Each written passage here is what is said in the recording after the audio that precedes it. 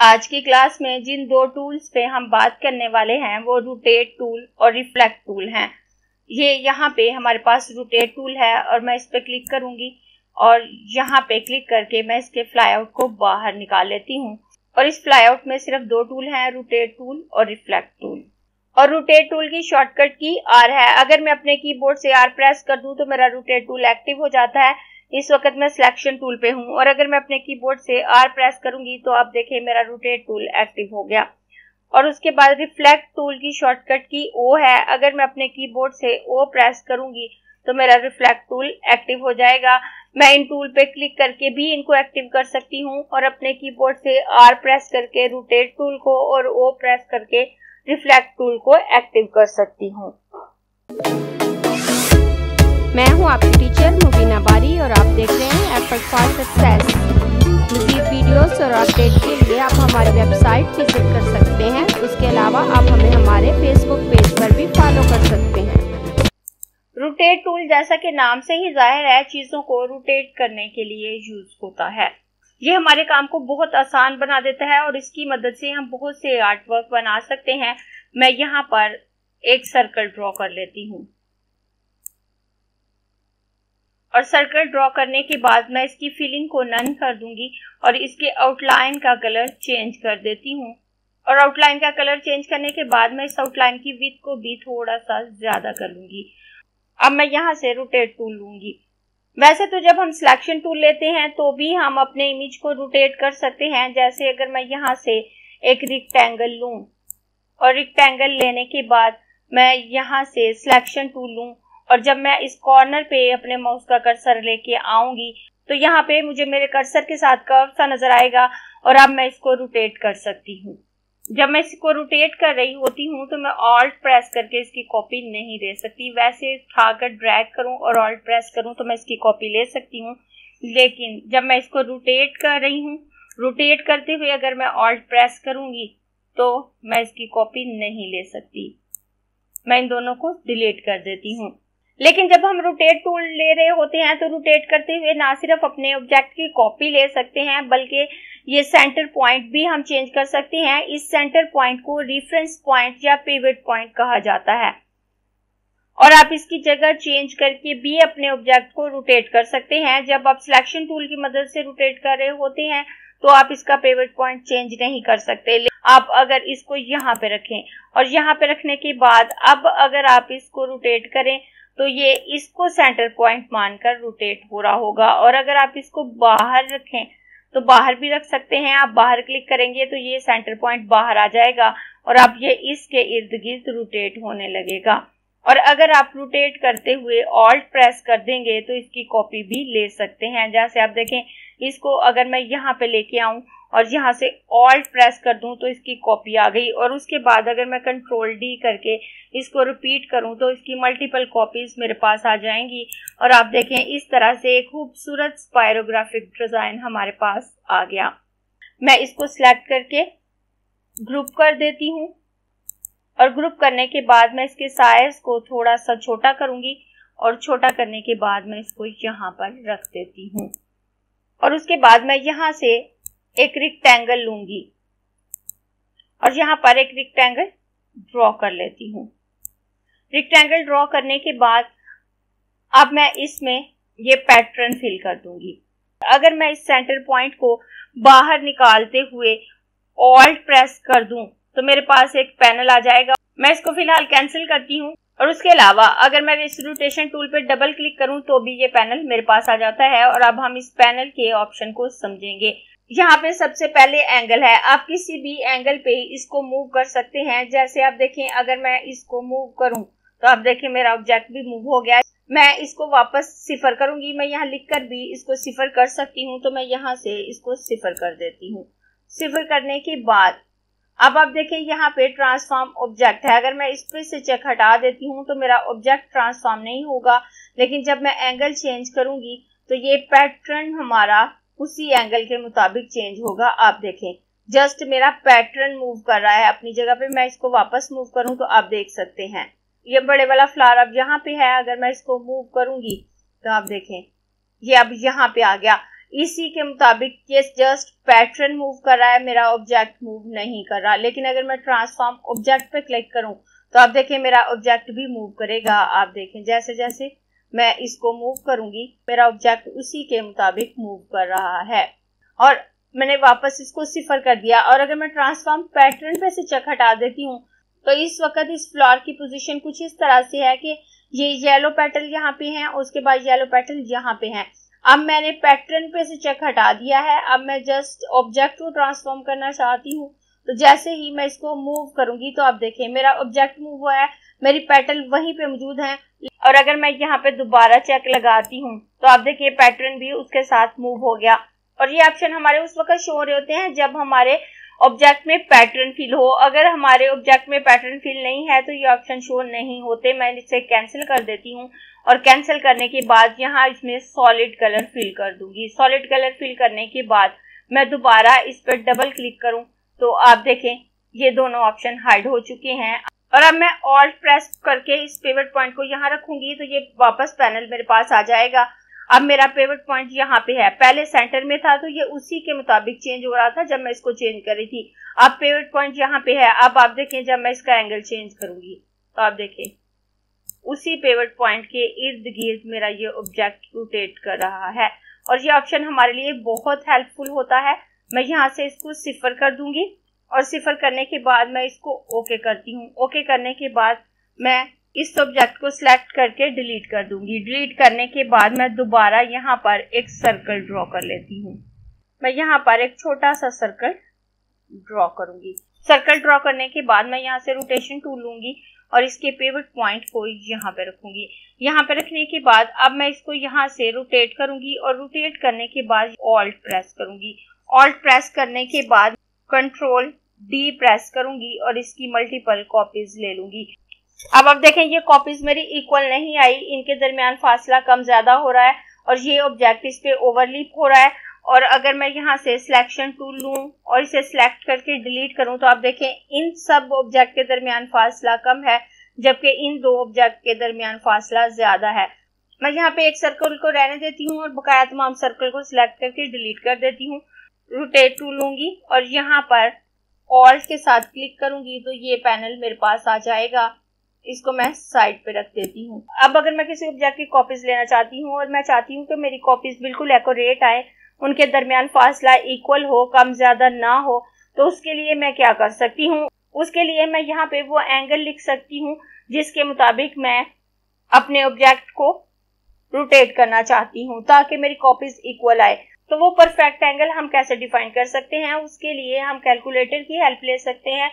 एक सर्कल में total 360 degrees होती हैं और आपने जितनी कॉपीज लेनी है आप 360 को उस पर डिवाइड कर सकते हैं और जो फिगर आपके पास आए वो परफेक्ट एंगल होगा उन कॉपीज को लेने के लिए। तो आप क्या करेंगे, आप यहाँ सर्च बार में कैलकुलेटर लिखकर सर्च करें तो आपकी कैलकुलेटर की ऐप आपके सामने आ जाएगी। आप इस पर क्लिक करें तो ये आपका कैलकुलेटर ओपन हो जाएगा।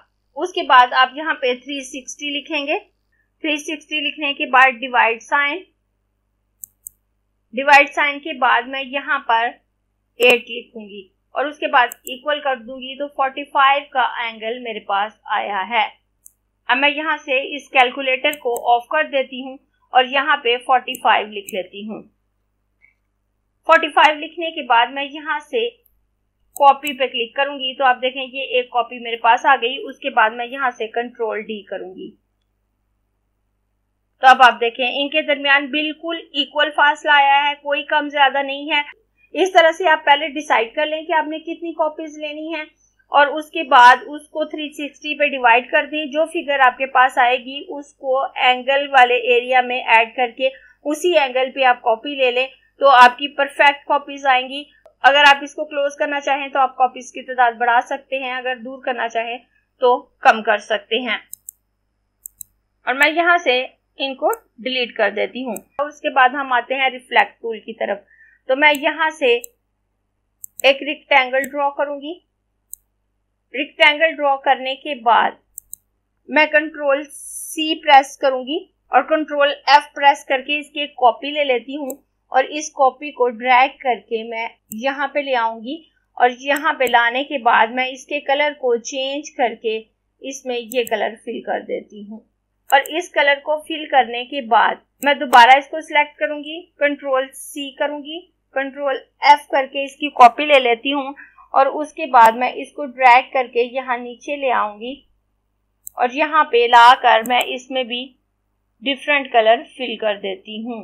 अब मैं इन सबको सिलेक्ट करूंगी और सिलेक्ट करने के बाद मैं इनको ग्रुप कर देती हूँ और उसके बाद यहाँ से पॉलीगॉन लूंगी, पॉलीगॉन लेकर और ड्रैग करते हुए डाउन एरो की प्रेस करके एक ट्रायंगल ड्रॉ कर लेती हूँ। ट्रायंगल ड्रॉ करने के बाद अब आप देखें ये एक ट्रायंगल है मेरे पास और यहाँ से मैं रिफ्लेक्ट टूल लूंगी और रिफ्लेक्ट टूल लेने के बाद अगर मैं इसका पिवट पॉइंट यहाँ पे रखूं और यहाँ पे रखने के बाद मैं कहीं पे भी क्लिक करूंगी तो उसी के मुताबिक इसका एंगल चेंज हो जाएगा और ये रिफ्लेक्ट हो जाएगा। लेकिन अगर मैं इस पिवट पॉइंट के बिल्कुल सीध में क्लिक करूं, अगर मैं यहाँ पे क्लिक करूंगी तो आप देखें ये इस तरफ रिफ्लेक्ट हो गया और अगर मैं यहाँ पे दोबारा क्लिक करूंगी पिवट पॉइंट यहाँ पे आ गया और अब दोबारा अगर क्लिक करूंगी तो ये इसी के मुताबिक रोटेट हो जाएगा।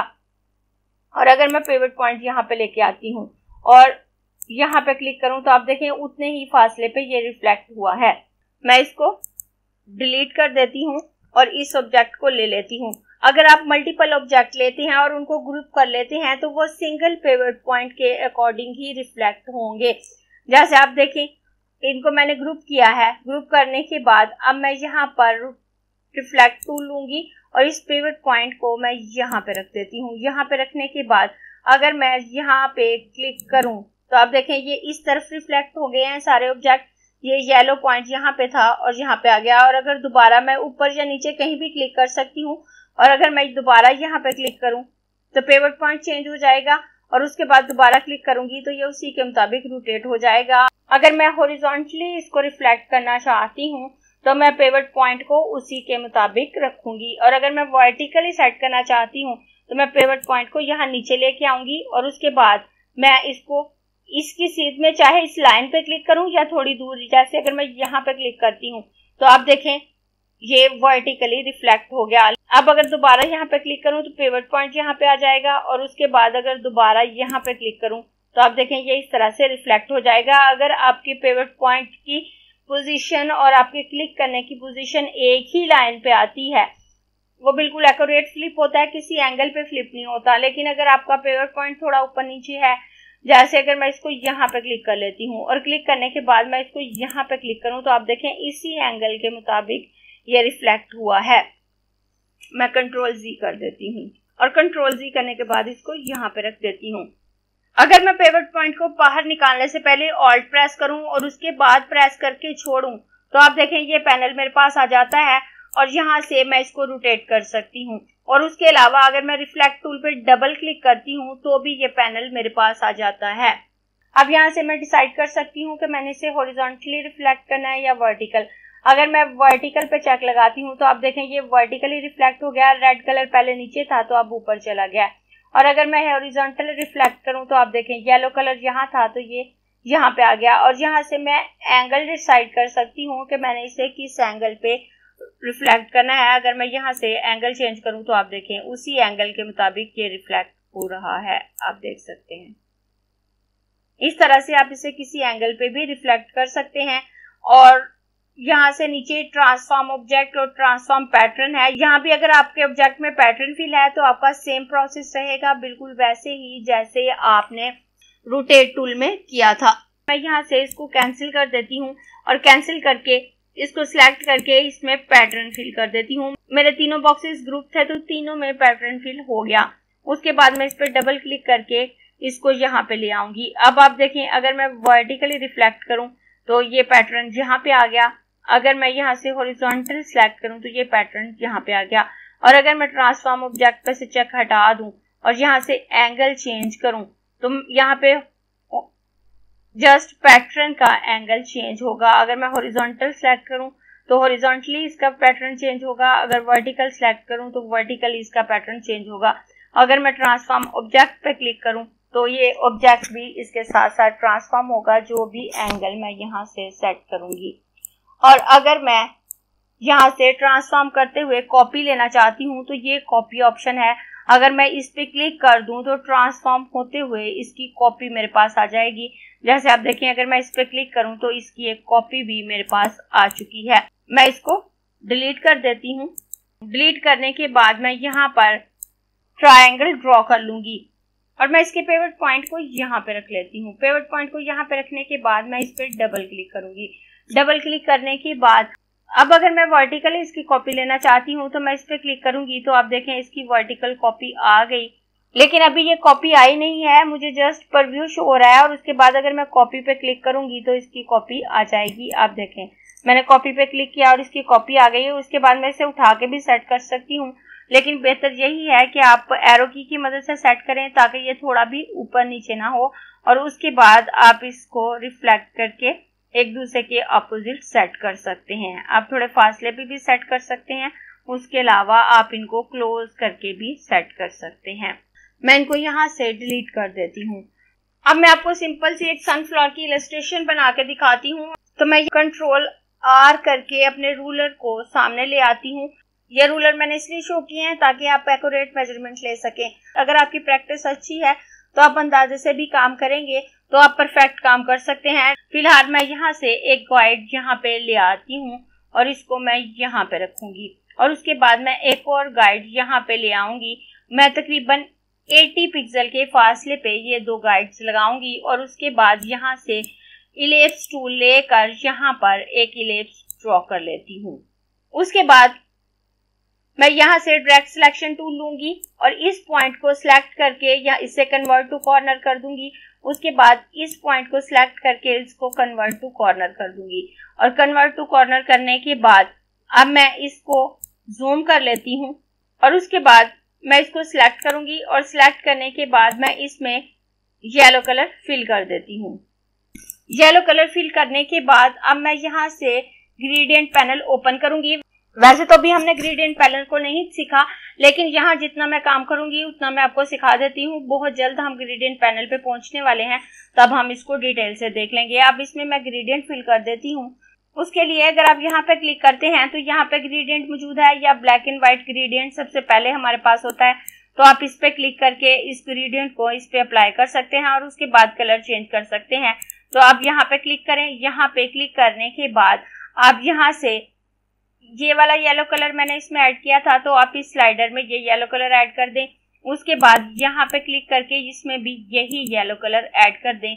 उसके बाद अगर आप इन स्लाइडर को मूव करते हुए ऑल्ट प्रेस करेंगे तो इनकी कॉपी आ जाएगी। तो मैं ऑल्ट के साथ इसकी एक कॉपी यहाँ बिल्कुल सेंटर में ले लूंगी और उसके बाद ऑल्ट के साथ इसकी एक और कॉपी यहाँ पे लूंगी और ऑल्ट के साथ इसकी एक कॉपी यहाँ पे लूंगी। मैंने टोटल 5 स्लाइडर लगाए हैं और उसके बाद ये जो दरमियान वाले 2 स्लाइडर हैं इन पे क्लिक करके मैं यहाँ से कलर ऑप्शन पे आऊंगी और यहाँ से HSB मैं यहाँ से थोड़ी सी ब्राउनिश शेड इसमें ऐड करना चाहती हूँ। तो मैं यहाँ से सेट कर दूंगी कि मुझे कौन सा शेड इसमें ऐड करना है।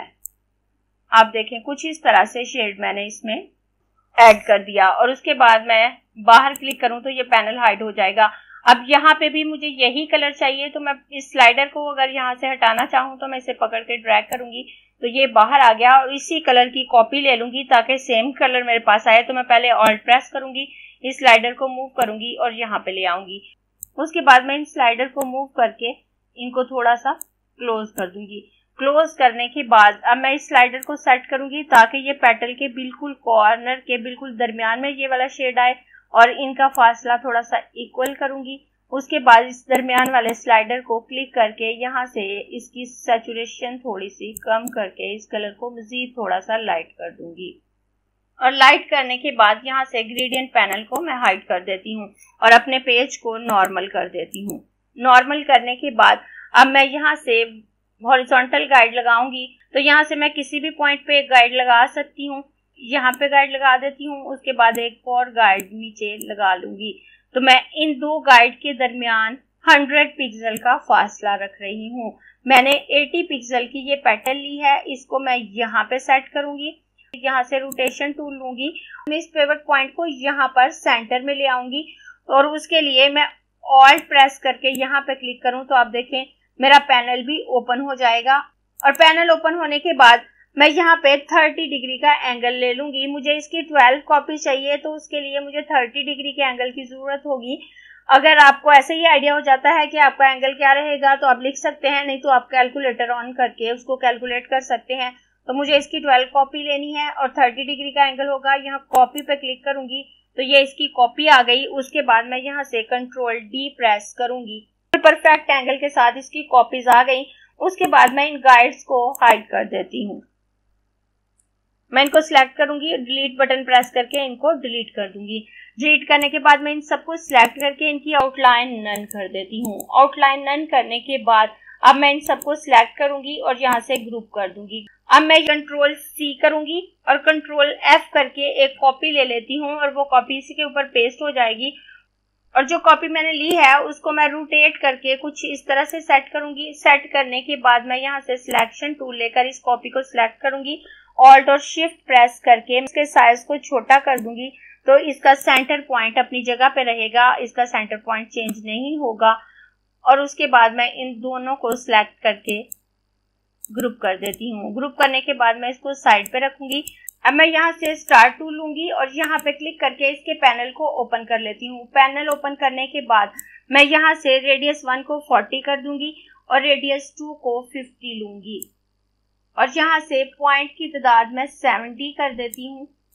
और 70 करने के बाद मैं यहाँ से ओके करूंगी और कुछ इस किस्म का स्टार मेरे पास आएगा। मैं शिफ्ट के साथ इसके साइज को बड़ा कर लेती हूँ और बड़ा करने के बाद मैं यहाँ से इसमें ये वाला ब्राउन कलर फिल कर दूंगी और मैं इसके साइज को शिफ्ट के साथ थोड़ा सा छोटा करूंगी और यहाँ पर सेट कर लूंगी। सनफ्लावर की सिंपल सी इलस्ट्रेशन बहुत अच्छे से हमने डिजाइन कर ली है। वैसे तो इसके अंदर जो सीड्स मौजूद होते हैं उनकी अलग डिटेलिंग होती है, वो डिटेलिंग कैसे करनी है हम किसी और वीडियो में सीखेंगे। फिलहाल यहाँ पे हम रोटेशन टूल को सीख रहे थे तो उसी से रिलेटेड वर्किंग हमने की है। रोटेट और रिफ्लेक्ट के ये ऑप्शन ना सिर्फ वेक्टर ऑब्जेक्ट पे वर्क कर रहे होते हैं, अगर हम कोई इमेज लेके आते हैं अपने इलस्ट्रेटर में तो उस पे भी इक्वली वर्क कर रहे होते हैं।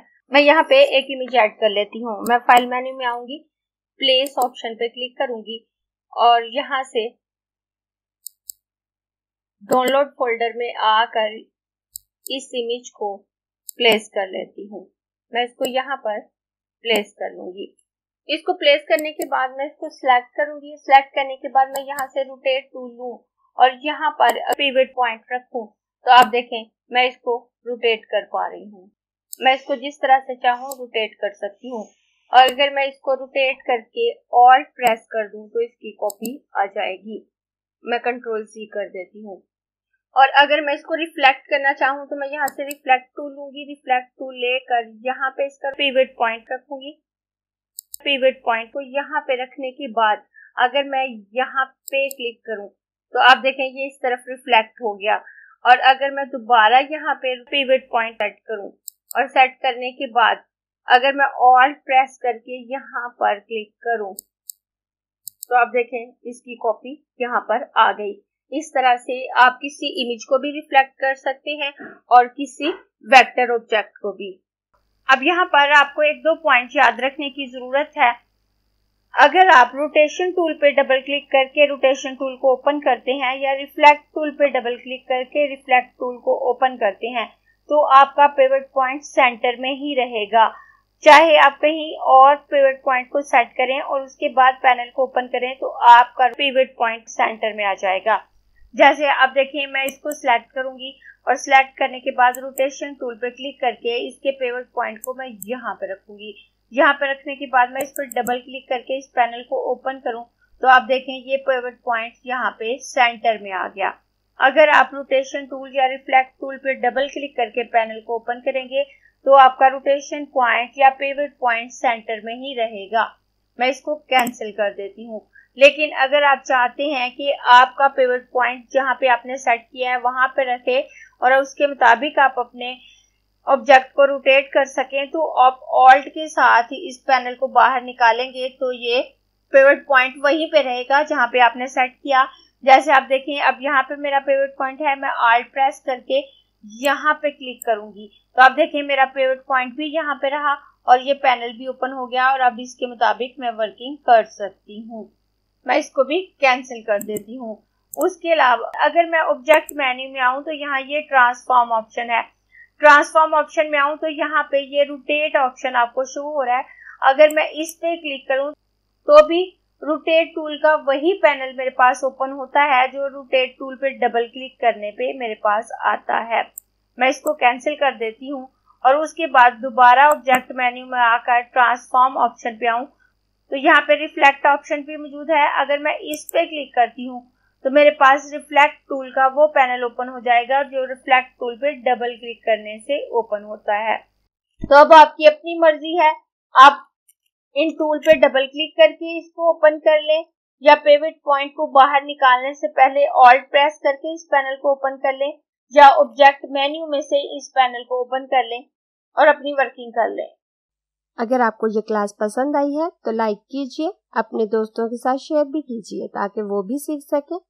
आप अपने क्वेश्चंस और व्यूज नीचे कमेंट बॉक्स में लिख सकते हैं और अगर आपने चैनल सब्सक्राइब नहीं किया तो प्लीज सब्सक्राइब कीजिए ताकि आपको आने वाली वीडियोस का नोटिफिकेशन फौरन से मिल सके।